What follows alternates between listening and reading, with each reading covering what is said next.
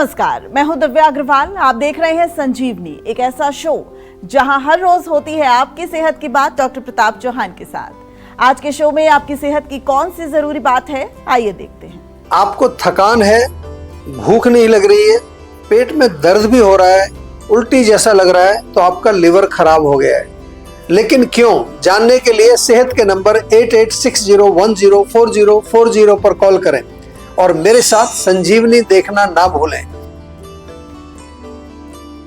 संजीवनी के सभी दर्शक सेहत का नंबर नोट कर लें, जो है 8860104040। डॉक्टर चौहान, आपका बहुत बहुत स्वागत है संजीवनी में। Thank you very much. Doctor Chauhan, hepatitis B, ये तो आमतौर पर सभी लोग जानते हैं कि हेपेटाइटिस बी यानी लीवर से इसका जुड़ाव है, लेकिन इसके लक्षण क्या हैं, इसे कैसे खत्म किया जा सकता है, किस तरीके से इस पर कंट्रोल किया जा सकता है? देखिए, बहुत अच्छा विषय आपने लिया है और सरल भाषा में जो हेपेटाइटिस का अर्थ पहले समझ लेना बहुत आवश्यक है।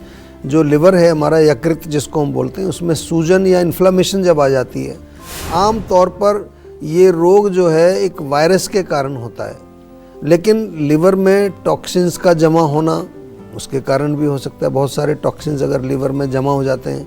इसके अलावा आपने सुना होगा कि लिवर में अगर अल्कोहल का इफ़ेक्ट होता है, उसके कारण भी आपका जो है ये सूजन या इन्फ्लेमेशन लिवर में आ सकती है। और जो केमिकल मेडिसिन्स, आपने डॉक्टर ने भी मना करते हैं आपको कि बहुत ज़्यादा दवाइयाँ नहीं खानी चाहिए, उससे लिवर ख़राब होता है, या ऑटो इम्यून भी इसका एक कारण बनता है। सबसे कॉमन जो वायरल हेपेटाइटिस होता है, और जो उसमें जो हम कहते हैं कि डिपेंडिंग ऑन कि कौन सा वायरस उसमें है, उसके अनुसार उसका नामकरण किया जाता है। तो हेपेटाइटिस का नामकरण, जैसे अगर वायरस ए है तो उसको हेपेटाइटिस ए बोलते हैं, हेपेटाइटिस बी भी होता है, hepatitis C, hepatitis D, hepatitis E. तो आज का जो हमने विषय चुना है आपके लिए वो है हेपेटाइटिस बी। इसी के बारे में बात करेंगे। एक गंभीर जो है समस्या है लिवर की, और HBV वायरस के कारण ये होती है। और इस रोग में जो है, हम ये आपको पहले बता रहे हैं कि संक्रामक रोग होते हैं, यानी कि एक व्यक्ति से दूसरे व्यक्ति तक फैल सकते हैं। हेपेटाइटिस बी का वायरस जो है वो शरीर में या तो ब्लड ट्रांसफ्यूजन के थ्रू, या जो सीमन होता है पुरुषों का, जो वीर्य होता है उसके माध्यम से, या जो है अन्य बॉडी में जो तरल पदार्थ होते हैं, फ्लूइड, बॉडी के फ्लूइड्स, उनके माध्यम से वो दूसरे उसमें संक्रामक जाके वो एक तरह से दूसरे में फैल सकता है। कई तरीके इसके होते हैं संक्रमण के। और संक्रमित व्यक्ति के अगर खून से कोई बॉडीली लिक्विड्स का संपर्क हो जाए किसी दूसरे का, या फिर जो है हम कहें कि जन्म से ही, कई बच्चों में आपने देखा होगा कई बार जन्म से ही जो है ये होती है प्रॉब्लम। और संक्रमित जो कुछ सिरिंज वगैरह यूज़ करते हैं ना, एक सिरिंज दूसरे को यूज़ कर दिया, ख़ास तौर से जो लोग ड्रग्स लेते हैं, इंजेक्शन लेते हैं, उसमें आमतौर पर देखने को मिलता है। अनप्रोटेक्टेड सेक्सुअल कांटेक्ट किसी ऐसे व्यक्ति से हो जो संक्रमित है, वो भी आपको जो है इससे संक्रमण हो सकता है। और कुछ कॉन्टेमिनेटेड टूल्स अगर यूज़, जैसे डेंटल टूथ वर्क, जो दांत का काम करते हैं, वो भी एक दूसरे पर जो है बिना साफ़ किए यूज़ किए जाएँ तो हो सकता है। जहाँ तक लक्षणों की बात करें तो हेपेटाइटिस बी के कोई ऐसा भी ज़रूरी नहीं है कि विशेष कई बार लक्षण होते ही नहीं है। स्पेशली बचपन में अगर संक्रमण हो तो खास लक्षण नहीं आएंगे, लेकिन कुछ लोगों में लक्षण जो हो सकते हैं उनको मैं थोड़ा सा आपको समझाता हूँ। एक तो अगर बहुत ज़्यादा थकान या कमजोरी आपको लगे, भूख कम लगती हो, या फिर जो लिवर का एरिया है, राइट साइड का एरिया, वहाँ पर दर्द हो, जी में चलाना, उल्टी आना, नौसिया, या फिर इसके साथ साथ आंखें में थोड़ा पीलापन आ जाता है, जब पीली अगर हो जाए, त्वचा में पीलापन, जॉन्डिस जिसको कहते हैं, और yellow colour of urine, dark yellow. तो यदि आपको भी कुछ ऐसे लक्षण हैं तो हेपेटाइटिस डायग्नोसिस का प्रॉपर एक जो है एक टेस्ट होता है, वो कराइए। और दूसरा, इसके साथ साथ आपको जीवा के सेहत के नंबर पर कॉल करना है। आयुर्वेद में लिवर के रोगों का बहुत अच्छा उपचार किया जाता है, और हमारे पास तो केवल भारत के नहीं, पूरे विश्व से जो है हेपेटाइटिस के, लिवर सिरोसिस के, इवन जो है लिवर फेल्योर जो हो जाता है, जिसको लिवर डिजीज़ बोलते हैं, क्रॉनिक लिवर डिजीज़, या फिर जो है लिवर कैंसर के केसेस आजकल बहुत बढ़ रहे हैं। लेकिन घबराना नहीं है। लिवर यदि आपका डैमेज हुआ है, क्योंकि हेपेटाइटिस बी भी लॉन्ग रन में जाके लिवर को डैमेज कर देती है, कई बार आपको मालूम ही नहीं चलता, जब 70-80% लिवर ख़राब हो जाता है तब आपको मालूम चलता है। तो आपको आज ही अगर कुछ भी लक्षण दिखाई देते हैं, तो एक बारी जीवा में अवश्य संपर्क करिए, क्योंकि आयुर्वेद में लिवर के संबंधित रोगों का उपचार बहुत अच्छी तरीके से किया जाता है। तो अब देर ना करें और सेहत के नंबर पर फौरन कॉल करें। हमारे सेहत का नंबर है 8860104040। डॉक्टर चौहान, अगला सवाल यह है कि क्या क्रॉनिक और एक्यूट हेपेटाइटिस बी, इन दोनों में क्या अंतर होता है? जी। क्या ये एक व्यक्ति से दूसरे व्यक्ति में ट्रांसफरेबल होता है और इसका दुष्प्रभाव किस तरीके से शरीर में पड़ता है? देखिए, अच्छा प्रश्न आपका है, क्योंकि जो एक्यूट और क्रॉनिक हेपेटाइटिस के जो बीच में अगर मुख्य अंतर हम देखें तो एक तो समय अवधि जो ड्यूरेशन है उसके, दूसरा लक्षणों के आधार पर भी कई बार हम देखते हैं, और रोग के कॉन्सिक्वेंसेस यानी कि वो क्या असर उसका आपके शरीर पर हुआ है, उससे ये डिफरेंशिएट किया जाता है। यदि हेपेटाइटिस बी 6 महीने से कम की अवधि से आप पीड़ित हैं तो इसको एक्यूट में काउंट किया जाता है, और 6 महीने से अधिक समय से आप पीड़ित अगर हो गए, पुराना हो गया, क्रॉनिक मतलब पुराना हो गया आपका, तो उसको हम फिर जो है क्रॉनिक हेपेटाइटिस बी कहते हैं। और जो एक्यूट होता है उसमें अचानक से आपको थोड़े समय के लिए कुछ लक्षण आते हैं, फिर वो गायब हो जाते हैं, ठीक हो जाते हैं। क्रॉनिक में लंबे समय तक रहता है और वो फिर आगे चल के लिवर को डैमेज करता है। एक्यूट में आमतौर पर जो है बुखार होगा, पीलिया होगा, शॉर्ट टर्म के लिए, थोड़ी देर के लिए। क्रॉनिक लक्षणों में बहुत स्लो होते हैं, बार बार कभी आपको जो है भूख नहीं लग रही है, थकान हो रही है, और धीरे करके अंत में लिवर डैमेज होता है। लिवर सिरोसिस हो सकता है, लिवर कैंसर हो सकता है। जो एक्यूट इन्फेक्शन है वो अक्सर हमारी रोग प्रतिरोधक शक्ति, जो कि हमारी इम्यूनिटी है, उसको नष्ट करते हैं, और उससे फिर वो, क्योंकि इम्यूनिटी हमारी कई बार अंदर ऑलरेडी बनी होती है, एंटीबॉडीज़ होती हैं, तो वो अगर उससे लड़ाई होती है तो इम्यूनिटी हमारी उसको ओवर पावर कर लेती है। लेकिन क्रॉनिक में जो इन्फेक्शन जब लंबे समय तक होता है तो उससे फिर धीरे लिवर हमारा प्रभावित होता है, डैमेज होना शुरू हो जाता है। और अगर हम कॉम्प्लिकेशंस की बात करें तो एक्यूट में कुछ कॉम्प्लिकेशन होते नहीं है, क्योंकि तुरंत थोड़ी देर में ठीक हो जाता है, कुछ महीनों में ठीक हो जाता है। लेकिन क्रॉनिक में जो है कॉम्प्लिकेशंस काफ़ी सारे हो सकते हैं। जैसा मैंने पहले भी बताया, लिवर सिरोसिस हो सकता है, लिवर कैंसर हो सकता है, आपका लिवर बिल्कुल डैमेज हो सकता है। और जैसा मैंने, जो आपने पूछा कि एक से दूसरे में फैलता है, वो मैंने पहले भी बताया शुरू में, जो हमने शो का शुरुआत किया, कि एक व्यक्ति से दूसरे व्यक्ति में डेफिनेटली ट्रांसफ़र हो सकता है, इसलिए प्रिकॉशन रखना चाहिए। और फैलने का माध्यम मुख्य रूप से हमारा ब्लड, सीमन या बॉडी के जो फ्लूइड्स हैं, यही होते हैं। हमारे जो बॉलीवुड के, जो हम जिनको सदी के महानायक कहते हैं, अमिताभ बच्चन जी, वो भी इस रोग से पीड़ित हैं, संक्रमित इससे हो चुके हैं। और उन्होंने ये वायरस 1982 में, जिन लोगों को शायद याद हो, कुली फिल्म की शूटिंग के दौरान उनको एक गंभीर जो है दुर्घटना हुई, उसमें फिर ब्लड ट्रांसफ्यूज़न किया गया, तो उनको बहुत साल तक मालूम नहीं चला। धीरे धीरे इसका नुकसान पहुंचता रहा। लगभग 18 साल बाद 2000 में उनको इसका डायग्नोसिस हुआ कि हेपेटाइटिस बी के वो रोगी हैं। जब तक उनका 75% लिवर जो है वो ख़राब हो चुका था, और केवल 25% लिवर फंक्शन के साथ वो आज भी जीवित हैं और बड़ा अच्छा काम कर रहे हैं। अमिताभ बच्चन जी ने जो इस बीमारी के बारे में खुल कर के बात भी की है, और लोगों को हेपेटाइटिस बी के प्रति जागरूक करने के लिए भी उन्होंने काफ़ी कैंपेन्स किए, आपने देखे होंगे। तो इसलिए मैं आपको बता रहा हूँ कि आज ये शो जो हम आपके साथ बना रहे हैं इस विषय पर, उसका पर्पज़ केवल इतना है कि थोड़ा लिवर की तरफ भी अपना ध्यान देना चाहिए। आजकल लोग क्या है कि फैटी लिवर हुआ, डॉक्टर ने भी कहा कोई बात नहीं, घबराइए नहीं, ग्रेड 1, फिर ग्रेड 2, फिर ग्रेड 3। ज़रूरी नहीं है कि आपको हेपेटाइटिस ही हो, अगर फैटी लिवर भी है तो भी आपको चिंतित हो करके उसको तुरंत ठीक करना है।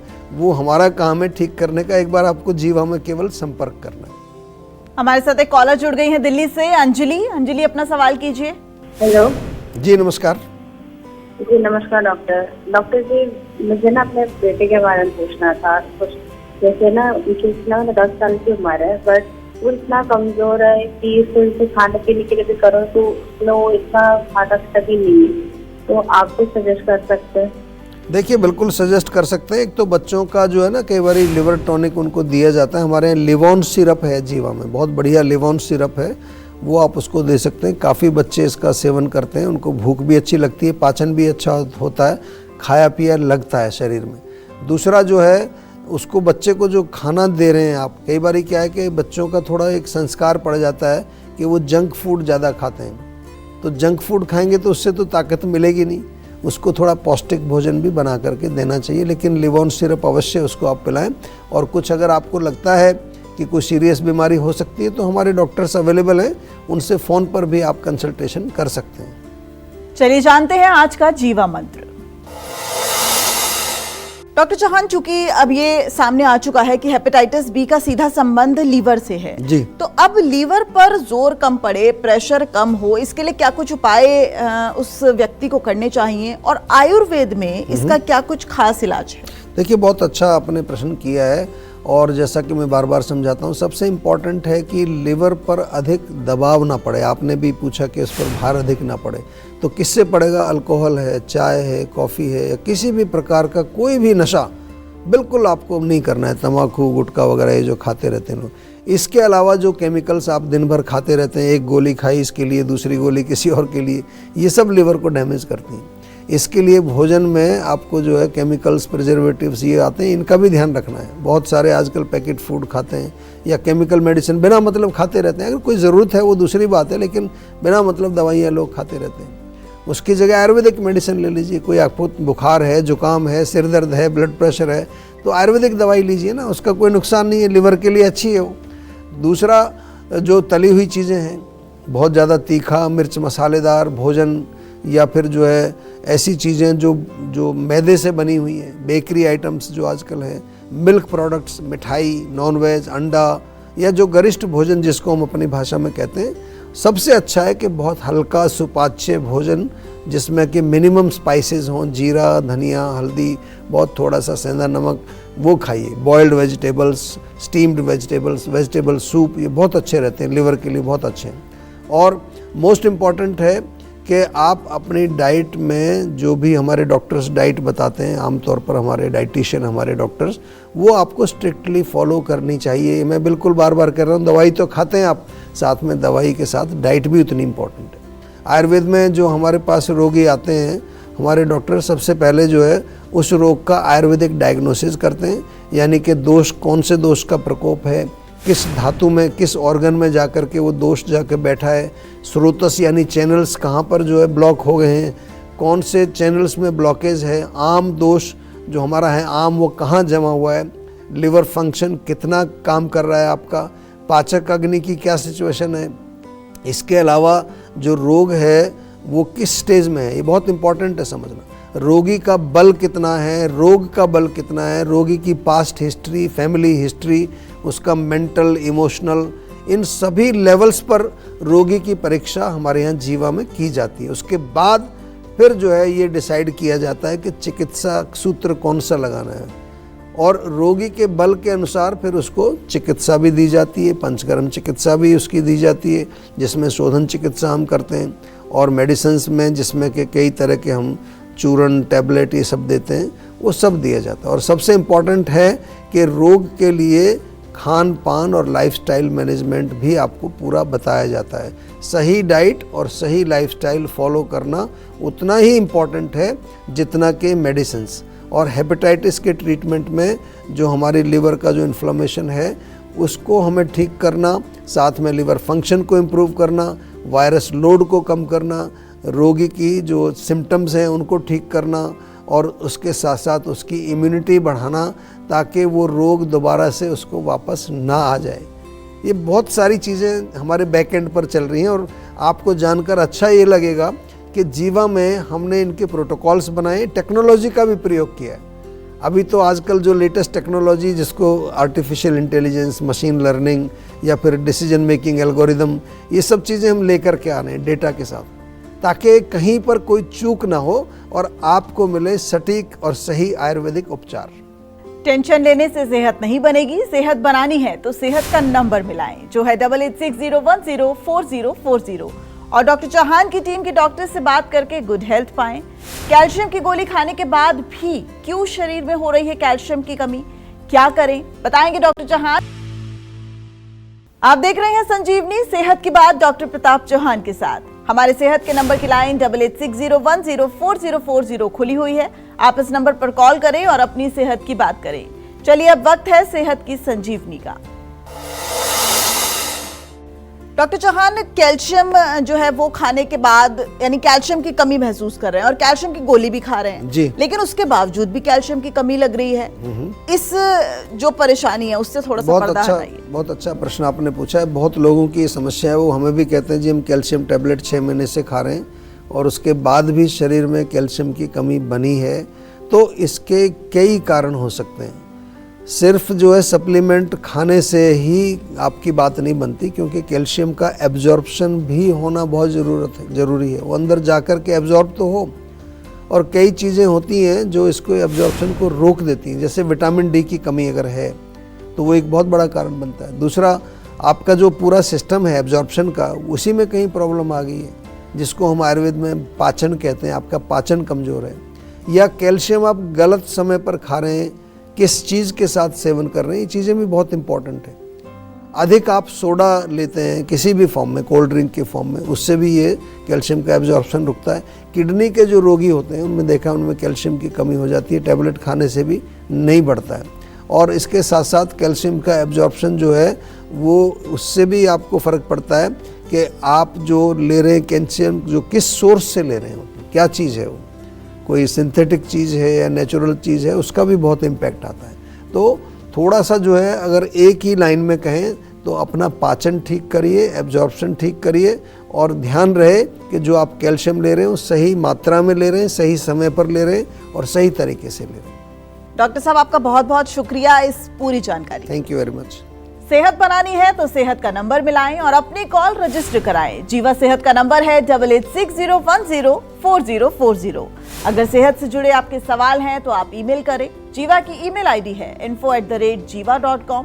आप फेसबुक के जरिए भी जीवा से जुड़ सकते हैं।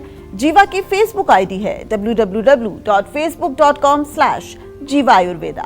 और YouTube पर जीवा शोज देखना बिल्कुल न भूलें और आज ही जीवा का YouTube चैनल सब्सक्राइब करें, जो है www.youtube.com/जीवा आयुर्वेदा।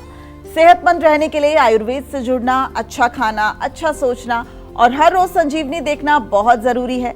कल फिर होगी सेहत की बात डॉक्टर चौहान के साथ। नमस्कार।